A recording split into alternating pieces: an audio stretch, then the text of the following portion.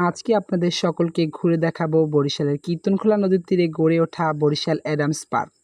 আপনারা এই পার্কে কিভাবে যাবেন এবং এই পার্কে গেলে আপনি কি দেখতে পারবেন সেটি আজকের এই ভিডিওতে আপনাদের দেখানোর চেষ্টা করব। আসসালামু আলাইকুম, হ্যালো এভরিওয়ান, কি অবস্থা সবার, কেমন আছেন সবাই? আশা করি ভালো আছেন। সেজন্য আপনাকে প্রথমেই বরিশাল মুক্তিযোদ্ধা পার্কে আসতে হবে। মুক্তিযোদ্ধা পার্কে আসার পর অ্যাডামসে যাওয়ার জন্য ট্রলার পেয়ে যাবেন। ট্রলার ভাড়া হচ্ছে প্রতিজন 20 টাকা। আর আপনার ট্রলার যখন অ্যাডামস পার্কে এসে যাবে আপনি কিন্তু নদীতে বসেই বড় বড় গেট দেখতে পাবেন। ট্রলার থেকে নামার পর এখান থেকে আপনাকে 30 টাকা দিয়ে টিকিট কাটতে হবে। টিকিট কাটা হয়ে গেলে তারা আপনাকে ভিতরে প্রবেশ করতে দিবে। আর ভিতরে প্রবেশ করার সাথে সাথে কিন্তু আপনারা এই ধরনের একটা ভিউ দেখতে পাবেন। এরপর আপনারা দেখতে পাবেন অ্যাডামস রেস্টুরেন্ট। একটু সামনে গেলেই দেখতে পাবেন ছবি তোলার বুকে টাইপের একটা জায়গা।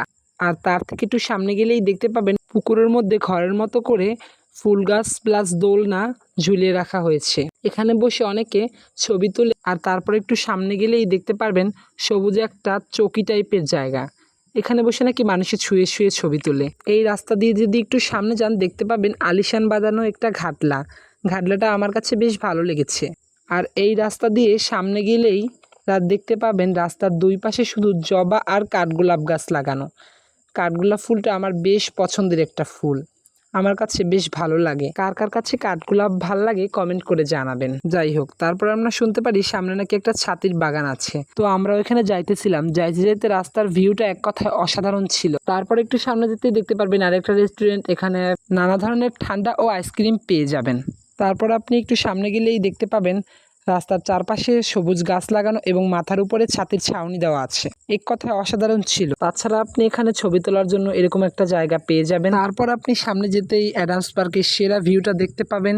আমার দেখা মতে এটা ছিল অ্যাডামস পার্কের সেরা ভিউ। পাহাড়ের ঝর্ণা দিয়ে পানি পড়তেছে। এক কথায় বলতে গেলে এটা ছিল সেরা ভিউ, আমার কাছে বেশ ভালো লাগছে। আর পাহাড়ের পিছনের ভিউটা কিন্তু এরকম ছিল।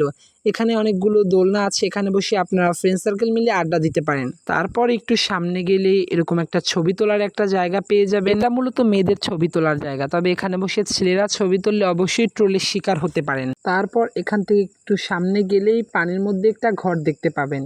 এখানে বসে অনেকে ছবি তুলে, আবার অনেকে এখানে শুধু শুধু বসে ওয়েদারটা এনজয় করে। তারপর আপনি এখান থেকে একটু সামনে গেলেই তিমির একটা ভাস্কর্য দেখতে পাবেন। আর একটু সামনে গেলেই দেখতে পাবেন একটা ঘর, যেখানে বসে আপনারা ফ্রেন্ড সার্কেল সবাই মিলে আড্ডা দিতে পারেন। তো আপনি বরিশাল অ্যাডামস পার্কে আসলে এইগুলোই দেখতে পাবেন। আপনি যদি এর আগে বরিশাল অ্যাডামস পার্কে এসে থাকেন অবশ্যই কমেন্ট করে জানাবেন। তো আজকে এই পর্যন্তই ছিল। অন্য কোনো ভিডিওতে অন্য একদিন দেখা হবে। আল্লাহ হাফেজ।